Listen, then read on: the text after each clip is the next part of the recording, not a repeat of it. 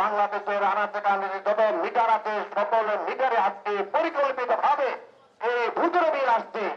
কাজে এই ভুতুরে বিলের সাথে যারা জড়িত আমরা আজকে দাবি জানাচ্ছি তদন্তপূর্বক এদের বিরুদ্ধে কঠোর শাস্তিমূলক ব্যবস্থা অবিলম্বে নিতে হবে। প্রধানমন্ত্রী গণপ্রজাতন্ত্রী বাংলাদেশ সরকার মাধ্যমে দেশের এই পেট্রোল সম্পদ মূল্য বৃদ্ধি